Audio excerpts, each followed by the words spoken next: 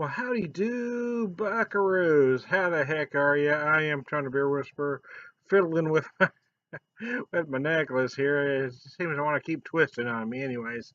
Hey, and do it again right there, just right in front of you. There we go. I don't know why it does that, but it irritates the heck out of me because I'm a bit OCD. It's a component of my Tourette's. It's true, man. Look at that.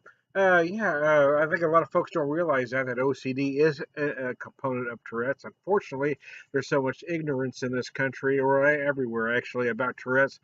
There's still a lot of folks that even believe it's a real thing, but it is. I have a clinical diagnosis. But anyways, hey, how the heck are you? So I've got this Missouri Moonshine, Crown Valley Missouri Moonshine. It's a 100 proof whiskey. What I did with it though yesterday is I took what little bit I have left here and I smoked it. I poured it into another container, and I put some maple wood smoke on it. And today I've taken the Mazzetta olives here that you see, and I've made sort of a dirty martini with it. I've taken 2 ounces of Missouri Moonshine, my smoked Missouri Moonshine.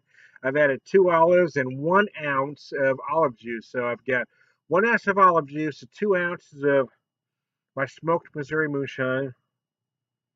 That's very nice. Yeah, I didn't leave it out there for too long because I didn't want the smoke to overpower the whiskey, the unaged malt whiskey, but I wanted it to add some flavor. And it's enough so where I could really smell the smoke on the nose. Here, with the addition of the olive juice and the olives, I can smell that as well. Oh, nice. What the smoke does, though, is it cuts that kind of corn whiskey or unaged whiskey sweetness a little bit. Some of those whiskeys are a little sweet for me, and they have this kind of burn on the back end.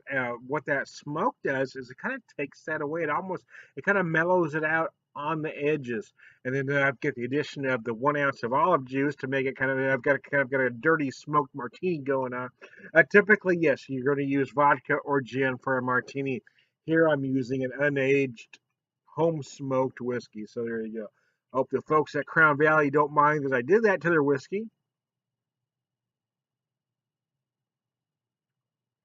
because it's a darn fine whiskey as is.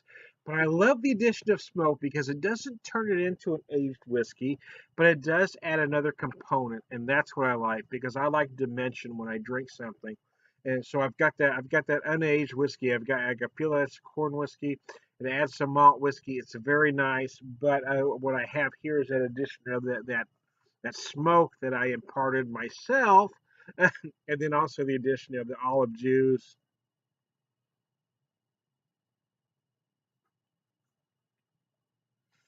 Now, I happen to have, I didn't do maple on purpose. I happen to have some maple chunks on hand. So that's why I use them. Oh, no, actually, I'm wrong. It wasn't the maple. I forgot where I put the maple in. Actually, what I used in this, I'm wrong, man. I forgot. I used the maple to smoke a ham later. But actually, what I used on the whiskey, now that I've talked for almost 4 minutes and realized I was wrong, was that I actually used some Jack Daniels bourbon barrel chips. I was wondering why it wasn't tasting like Maplewood. Hate it when that happens, man. No, is that I forgot I had to. I actually for the whiskey I just smoked it with the Jack Daniels bourbon barrel chips. My bad. Hey, I'm wrong, folks. People make mistakes. See, here's where some of these guys that are, it's funny. I talk about OCD being a component, but I'm also so some folks will use that OCD and take it back and have to start again. And I do have that inclination a little bit, but the other part of me that needs to be authentic is greater than that OCD part. So I'm going to leave it as is. No, it was Jack Daniel's bourbon barrel chips I used to smoke this with. But what I have here to be that all aside is I have a whiskey that has a very subtle smoke to it. It's not overpowering. It doesn't overtake the whiskey, but you can smell you can taste the smoke. It is in there, but it isn't overwhelming. It doesn't overpower the whiskey. It doesn't take away from the subtleties of the whiskey, but it does add another components, another flavor, another layer to an unaged whiskey. And I think for the most part, that's my issue with unaged whiskeys. That's why I like small batch bourbons, and I like Irish whiskeys because I like the dimension that they have. Unaged whiskeys, for me, most of them don't work because they don't have enough dimension. But adding that a little bit of smoke really helps, and this one is one of the best out there anyway, if not the best. There are two that I really like a lot. It's this one, the Crown Valley Missouri Moonshine, and the Rocktown Arkansas Lightning. For the money, they both run about the same price. They run between 20 to 25 a bottle, and this one's 50 proof, or I'm sorry, 50%, 100 proof. The Rocktown's 55% or 110 proof. There's so many of them that are 80 or 90 proof that run about 30 a bottle, and I think that's just ridiculous for an unaged whiskeys. But for my money, those two are the ones to buy: the Crown Valley Missouri Moonshine and the Rocktown Arkansas Lightning. So, anyways,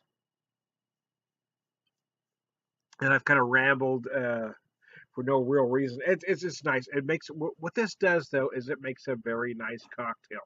What you have to remember, even though I've added one shot of olive juice to this, is a 50 proof whiskey. So don't drink her fast.